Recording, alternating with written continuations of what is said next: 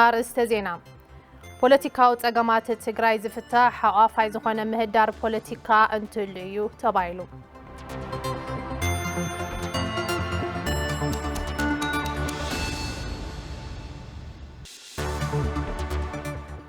መባእታዊ ሆስፒታል ፍሮይኒ ተጠቃሚ ሓይሊ ፀሓይ ኮይኑ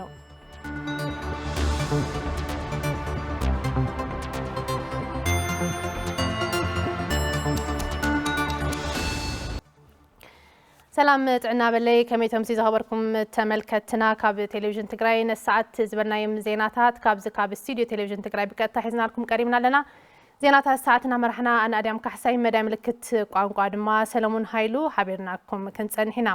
ቅድምና ብዝርዝር ዜናታት ምስጋርና ሓጸር ዜናታት ዝዕለት ብመሳርሕትና ሉዋም ገብረ ኺዳን ድሕሪ ዝሓጻር መሰጋገሪት ተኸታቲና ክንምለስ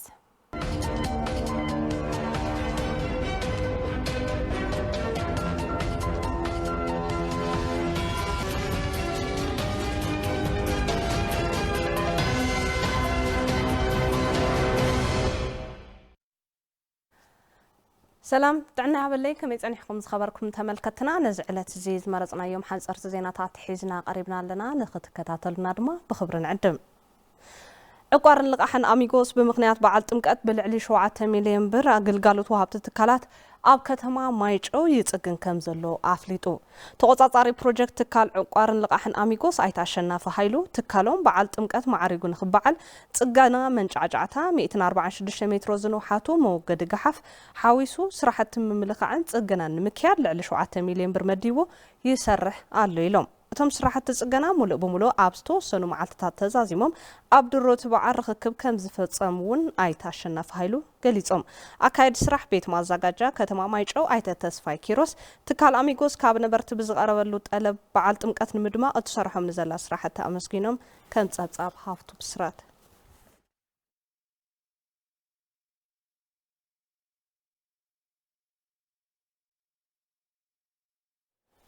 ኣብ ትግራይ ቆጸራት ካላት ቁጠባ ንምክያድ ዝሕግዝ ስልጠና ኣብ ዩኒቨርሲቲ ኣክሱም ይወሃብ ከም ዘሎ ቤት ጽሕፈት ስታቲስቲክስ ኢትዮጵያ ጨንፈር መቐለ ገሊጹ ብዝረኸብዎ መዕበይ ግንዛበ ሓቃዊ መረዳእታ ንምእካብ ከም ዝተዳለውን ህዝቢ ኣብ ዝካየድ ቆጸራ ሓቃዊ መረዳእታ ብምሃብ ክትሓባበር ድማ ጻውዒት ኣቕሪቦም እቶም ሰልጠንቲ ኣተሓባርቲ ስልጠና ኣይተ ኣማረ ገብረ ዋህድ እቲ ንፈለማ እዋን ዝካየድ ቆጸራ ትካላት ቁጠባ ማለት እውን መፍረይቲ ትካላት ኮንስትራክሽንን ካልኦት ትካላት ኢንዱስትሪን ዝርከብኦ ብርኪ ዘለወን ካፒታል ዘድልየን ድጋፍ ንምግባር ዝሕግዝ ከም ዝኾነ ገሊጾም እዚ ብብርካ ሃገር ዝካየድ ቆጸራ ንመውጻት ፖሊሲ ዩኒቨርሲቲታት ተማሃሮን ተመራመርትን ከም እታወት ኮይኑ ከም ዘገልግል ኣይታማረ ወሲኾም ገሊጾም እዚ ቆጸራ ኣብ መላእ ሃገር ካብ 26/2018 ዓመተ ምህረት ጀሚሩ ንሓደ ወርሒ ከም ዝካየድ ንምፍላጥ ተኻኢሉሎ ከም ጸብጻብ ፍስሓ መስገበ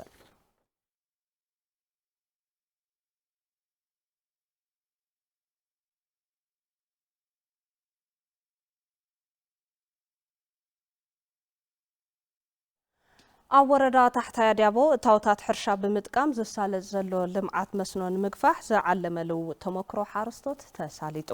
ኣተሓባሪ ከይዲ ስራሕ ሕብረት ስራሕ ማሕበር ወረዳ ታሕታይ ኣድያቦ ኣይተሕልፍ ገብረስላሴ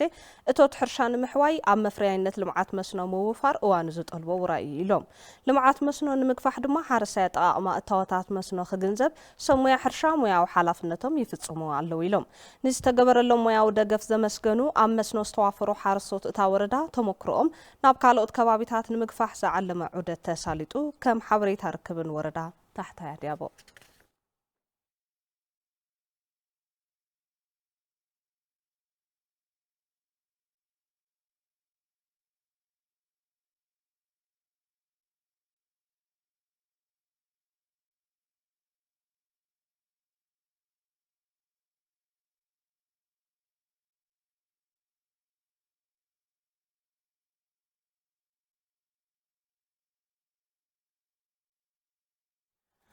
لعلي 400 سرحتنياتات هوسبيتال لملم كارل مايجو أمد حنطعنا كحقوفو وعلي فتيمم أمرار حن سرحتنياتاتن هوسبيتال بزلو تحت أطاوي حكمنا وصايتات كشوفونو يتصقمو خمس نبرو بمزخار اتزرخبو وعدل مس درابيتهم كغلغللو عبي تسفا خمس فترلم غليصوم اتحباري غلغالوت مدحنطعنا ኢትዮጵያ ጨንፈር ትግራይ አይታ አርጋው በላይ ዛጊድ አመላ ትግራይ ካብ 23 ሽሕ ክሳብ 25 ሽሕ ሰራሕተኛታት ትካላጥዕና ክሳብ ወርሒ መጋቢት 2018 ዓመተ ምህረት ኣብ መድሕንጥዕና ክሕቆፉ ትጽቢት ይግበር ኢሎም ከም ጸብጻብ አስናቀ መሐመድ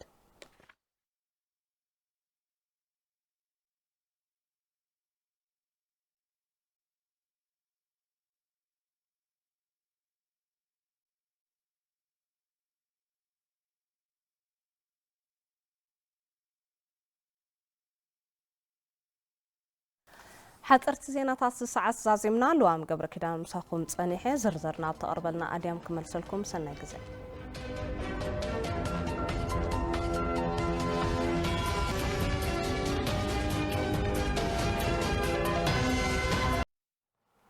يا مسكن لوام انتنقصل بزرزرنا بزحزنا يم زيناتات كنسقل إسراء قدات حربنياتات تقرأين حكمنا أب هاجر هندينا بزركب أبولو استباهله هوسبيتال نكخادو مسنيتا تغير لهم تحكمتي ككم قداتو من كيد حكمنا أمن كاب حادق ساب شد شهور حيتان حيت كمزلوهم زقلتو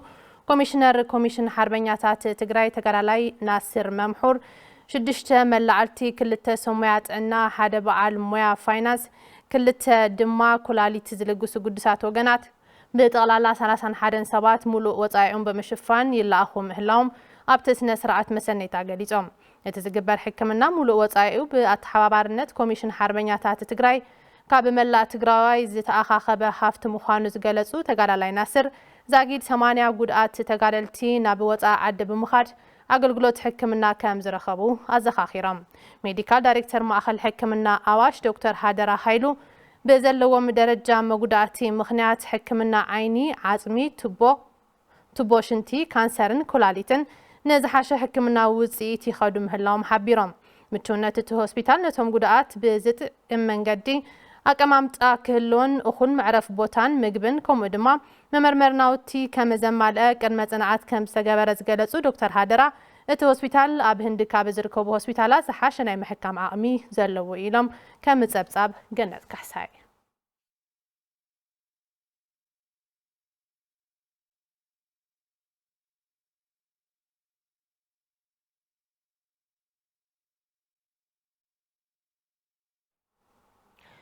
ፖለቲካው ጸገማት ትግራይ ዝፍትሑ ሓፋይ ዝኾነ ምህዳር ፖለቲካ እንትህሉ ኢሎም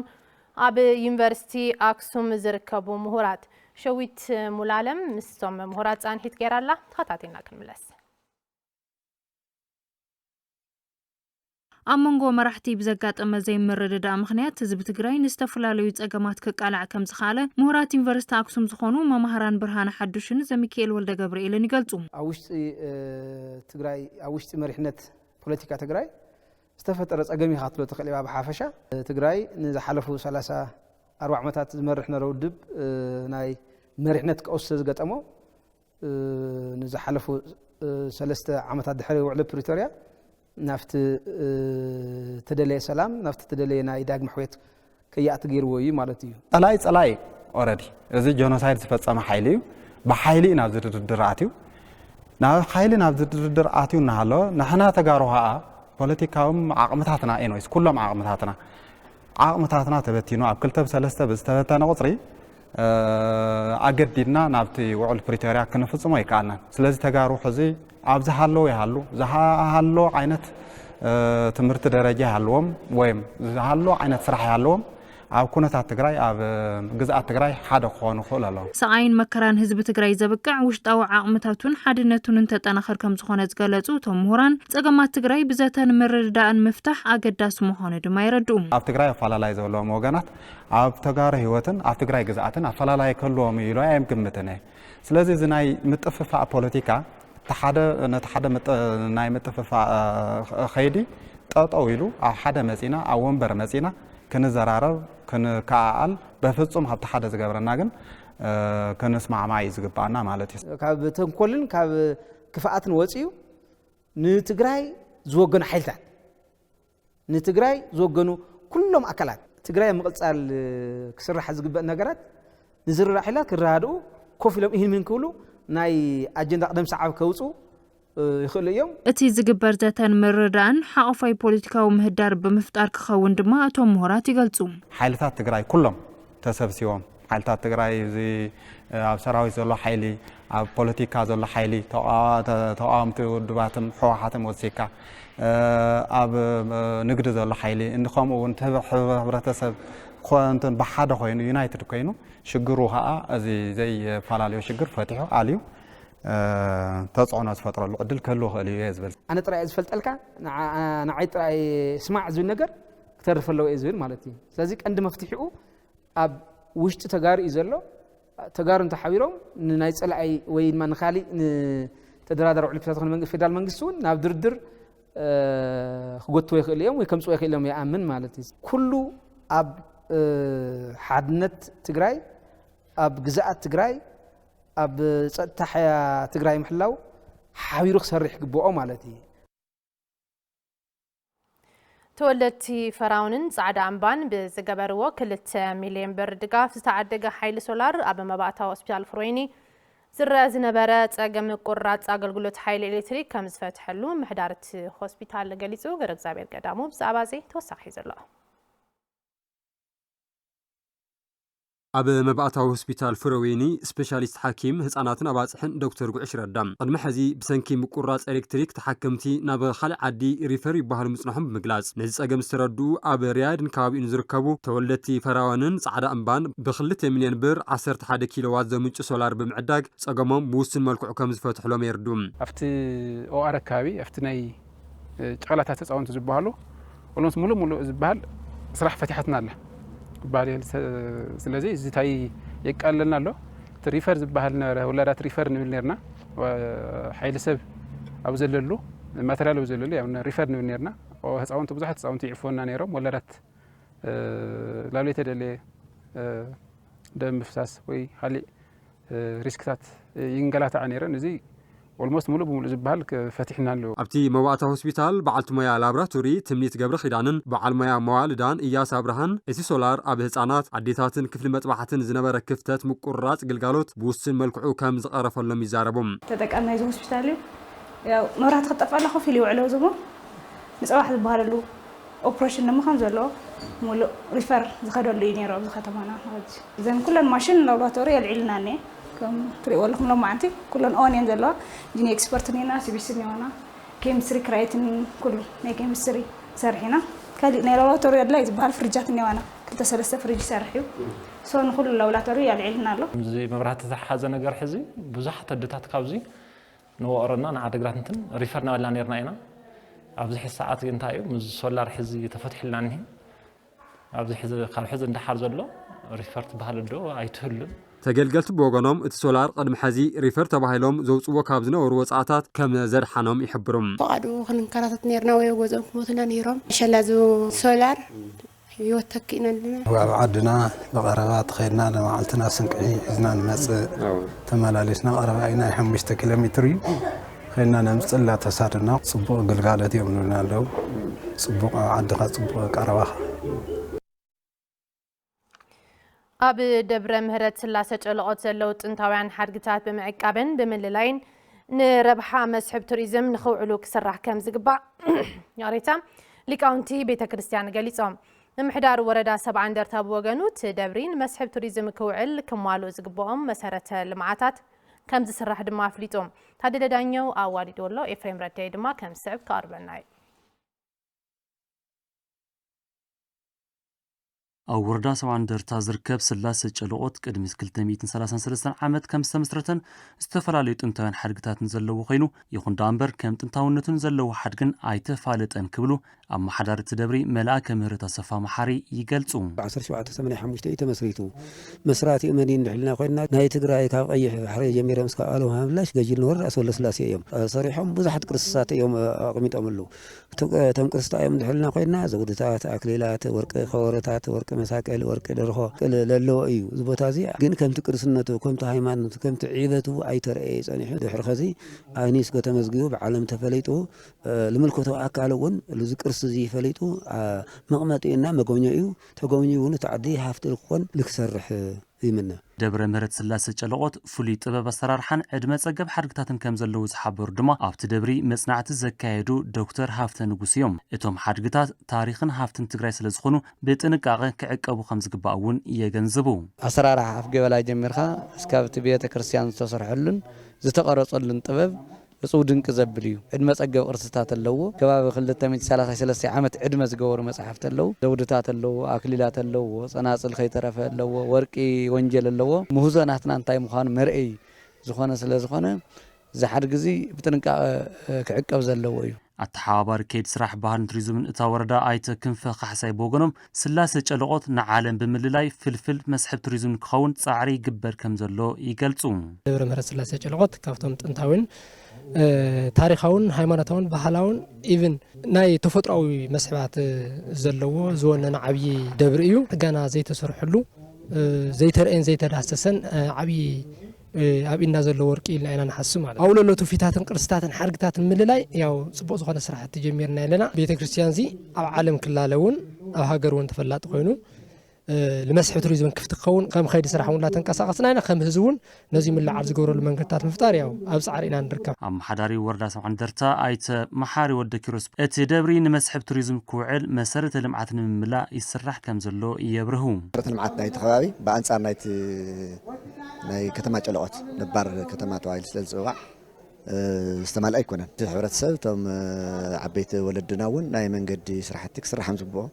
بزيوم كسر حمز قبوا اللي بالحسيوم حتى العلم الله أفسد توريزم كسحول خلنا جرافة هاي اللو إلنا أبصراحة مسرته صراحتهم كسرحين دبر مهرت سلاسة جلوات ببعامته تر شوعته باستفرالي هيمانتون بهلاون مدلوات كم زخبر دمان مفلات تخايلون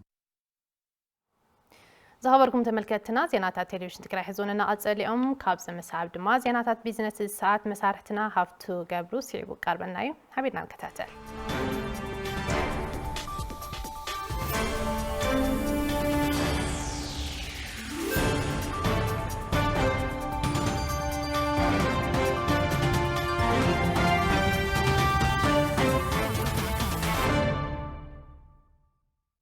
ناي بيزنس زينا سبونسر هورن أفريكا ريل ستيت أب كتما مغالا ننابراب زمتشو عين بوتام أب كباب الدعرون نمنبري أبايتن نقدن زوعل بعل 15 دبر هنسا أم مسرح يركب أماراتي حيل إلكتريك جنراترز تاقت أملام أتا أماماني مايكر سمدريم باركينج مخاين نمحوراوي قدايات زرلي بوتاتاتن زكاتاتم درجة أم زحلو غزاوتي بعد 15 مئتاوي قد مكفلت راي وننت منبري أبايتن نقدن يخونم هورن أفريكا ريل ستيت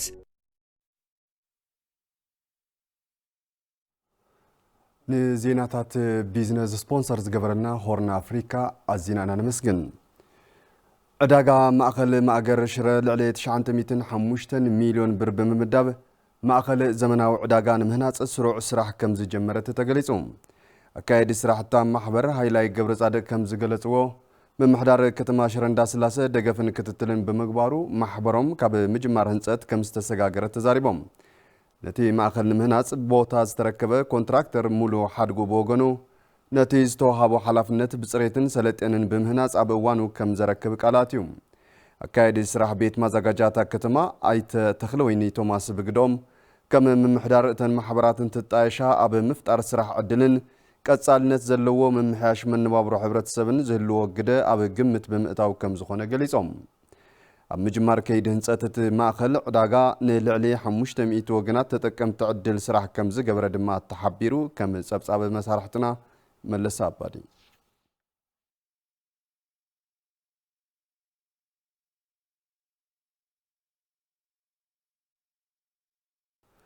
زخبركم تملكتنا حزر ما كنتات شرفوت أزر صدقاء تكتاتوا ليك انقدكم سلام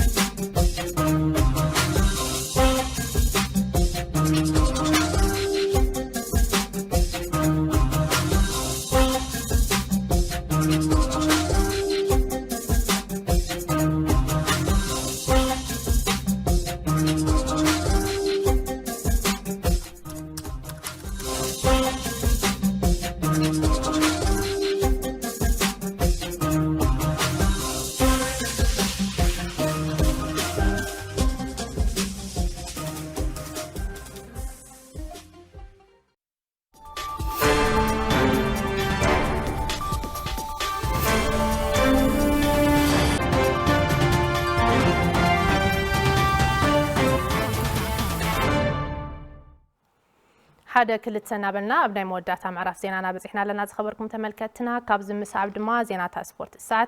بمسارحتنا كبرم تسفاي قربنا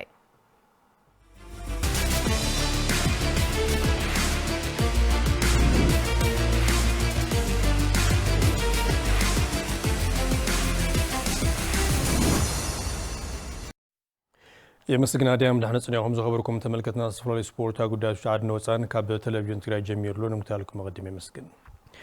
ኣብ ከተማ ሽረና ስላሴ ብሰፍሪ ዓንታት ስፖርት ውድራት ይካየድሎም ብብሽክለታ 60 ኪሎ ሜትር ብሸፈነ ውድድር ተባዕትዮ ተቃደምቲ ብሽክለታ ከተማ አክሱም ካብ ቀዳማይ ክሳብ ሳልሳይ ደረጃ ምርካብ ተዓዊቶም ካፒታል ብርሃነ ቅዱስ ኢዮብ ሚካኤል መንገሻ በቀደም ሰዓብ ካብ ቀዳማይ ክሳብ ሳልሳይ ደረጃ ዝረከቡ ተቃደምቲዮም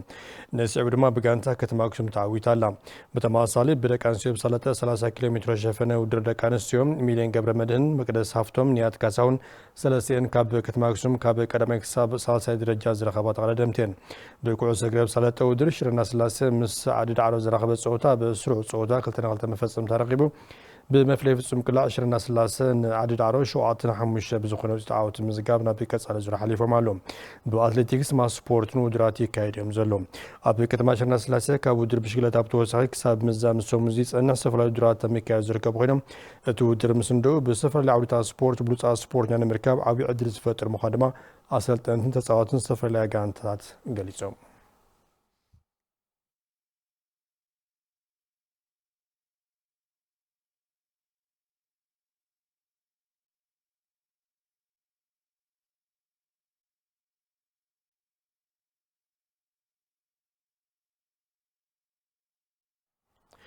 إسا 4 سنجانتات كوع زغريسات فالو زولا قطمات وانجا مسبغلتشن 10 شمونتنا بتو ريسات فاكاب زولا قانتات قانتات جلا سافير حانتيا إذا قانتا نزنا إذا عمز قطمات وانجا مسبو شامبيون كونن مزاب زقلهم كرمن بلاو كمزوقرن زاقيدين كاسا عصوا بزلو سيتون حقوسات مخانم اتوم سبورنيات قليت سومالو يوحنس الشبر دما كم سابدالي ولو ጋንታ ኩዕሶ እግሪ ሳፋየር ጭላ ኣብ ውድድራት ቀዳማይ ዲቪዝዮን ዋንጫ መሰቦ 2018 ድምቀት ወሲኸን ካብ ዘለዋ ጋንታት እቲ ሓንቲ እያ ተጻወቲ ሳፋየር ጭላ ኢዮብ ብርሃንን ተኽለወይኒ ግርማይን ዋንጫ መሰቦ ንመናእሰይ ሰናይ ኣጋጣሚ ከም ዝኸፍት ዘለዎም እምነት ገሊጾም ከምዚ ዓይነት ስፖርታዊ ውድድር ምክያዱ ሓደ መንእሰይ ካብ ዘይተደለየ ነገር ስደት ካብ ካሊእ ወልፍታት ነገር ናፃ ኮይኑ ስፖርት ክውዕል ዝገብር ማለት እዩ ስለዚ ከምዚ ዓይነት ስፖርታት ኣብ ሕይ ጥራሕ ዘይኮነ ንቐጻሉን ተጠናኺሩ ቅጽል ከም ዘሎ ዝገልጽ ይደሊ ማለት እዩ ጽቡቕ እንቅስቃሴ ክገብር ዘሎ ንባዕሉ ደጋፊ ይኹን እቲ ወረዳ ዘለዎ እቲ ብመሰቦ ካብ ዝካየድ ዘሎ ሓሪፍ ተባዕቲ ኮይኑ ናብ ሓሪፍ ደረጃ ክበፅሕ ዝብል ዓብዪ ግምት ኣለኒ ማለት ተሳተፍቲ ጋንታት መሊኡለን ዘይኮነስ እቲ መድረኽ ብዝፈጥሮ ትምህርቲ ህንፀት ሜዳ ኮነ መዘውተርያ ንምዕራይን ቀልቢ መናእሰይ ናብ ስፖርት ንምዕሳል ተርኡ ተኣሚቱ ዝተኣትወ ምዃኑ ኣሰልጣኒ ሳፋየር ጭላ ተኽለወይኒ ነጋሽ ሓቢሮም ሕብረተሰብና ኣብቲ ስፖርት ይርአ ይደግፍ ሰላም ፍቅሪ ብኡልካዕ ብኡ ስለዝመፀልና ቶም ህፃውንቲ ቶም ዓበይቲ ቶም መናእሰያትን ሕውየት ምስ ዝነበረ ድማዊ ኩናት ሕውየት ንኽፍጠር በብሜድአን ጋንታታት ይለማመድኦ ተባሂሉ እዩ ኣብ ምንም ካዝና ኣብ ዘይተናሉ ንጀሚርና ነናስ ስለዚ ኣድቫንቴጅ እውን ነቲ መንእሰይ ነቲ ጋንታ ዓብዪ ስለ ዝኾነ ኣብ ሜዳና ክንፃወት ኢና ተስፋ ዘለና ማለት እዩ ኣብ ሓፂር እዋን ተመስሪታ ኣብ ናይ ፈለማ ክልተ ፀወታት 11 ሸታት ዘመዝገበት እዛ ጋንታ ብህዝብን ዝምልከቶ መንግስታዊ ኣካልን ደገፍ ከም ዘይተፈልያ ተፃወት መስኪሮም ህዝቢ ጭላ ማለት እዩ ጭላ ሳፋየር ማለት እዩ ደጋፊና ይኹን ኣብ ቀረባ ዘሎ ናይ ዲያስፖራ ኣብ ጎንና ዘላ ሓጋዚና እዩ ክንሕግዘኩም ኢና ሓሪፍ ጅማረ እዩ ኣብ ጎንኩም ኣለና ይብልና ኣሎ ማለት እዩ እና ህዝብና ብጣዕሚ ኢና ነመስግኖ ማለት እዩ ጭላ ህዝቢ ንምምሕዳርን ማለት እዩ ኣብ ስፖርት ዘሎ ትኹረት ፍሉይ ያው ቅድም ክሉን ብባእተማረ ምክንያት ኣብ እንትጮ ዝተኻየደ ጨወታ እውን ሙሉእ በጀት ሓጊዝና ሻምፒዮን ዝኾናሉ ሰዓት ነይሩ ማለት እዩ ሕዩ እውን ነዚ ናይ መሶቦ ካፕ ጨወታ ጭላን ህዝባን ምምሕዳራን ሙሉእ ፋይናንሳዊ ሓገዝ ገይሩ ናብዚ ልኢኽናኒ ዓበይቲ ጋንታት ኣብ ንኣሽቱን ሰገናትን ኣድሂበን እንተሰሪሐን ኣብ ዓርሰንን ምዕባለ ስፖርትን ዘለዎ ትርጉም ልዕል ምዃኑ ይግለጽ ፕሪምየር ሊግ እኳ ተሪእና ብናይ ኢትዮጵያ 500,000 ንሓደ ወርሒ ዝበልዐሉ ግዜ ኢና በጢርና ስለዚ እቲ መንእሰይ ኮላይ ኣማተር እቲ ፌዴሬሽን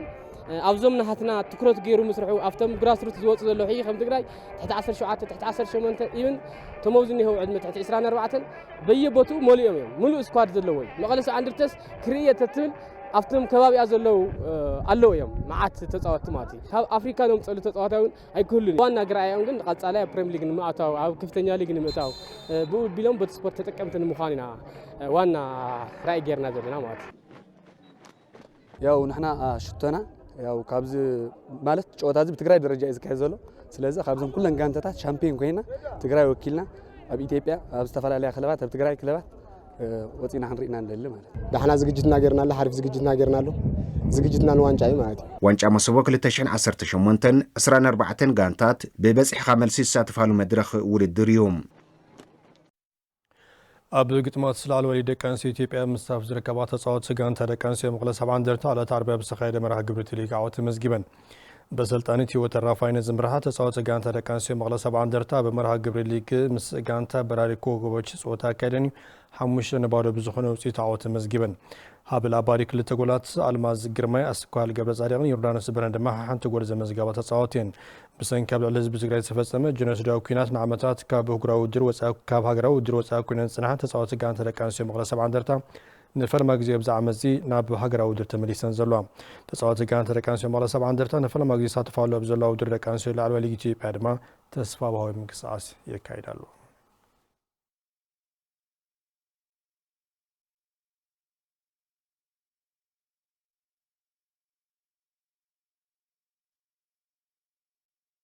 زغبركم تملكتنا سبورتا قديات كاب تلفزيون تراي بمقتال مسنا استاذ نوركم مسجنا بعديمك ملسكم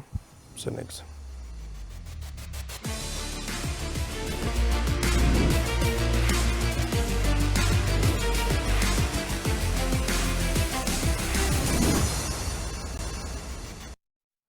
يا مسجن كبرم زغبركم تملكتنا على توزينات قوانقا تقرنيا بزينا كنزازم سنة ثانيكم نمكتها لكم قبل بينا على مسكن نبذل لهم وسنة جزاء لو عم بيت كون لكم تمنينا سلام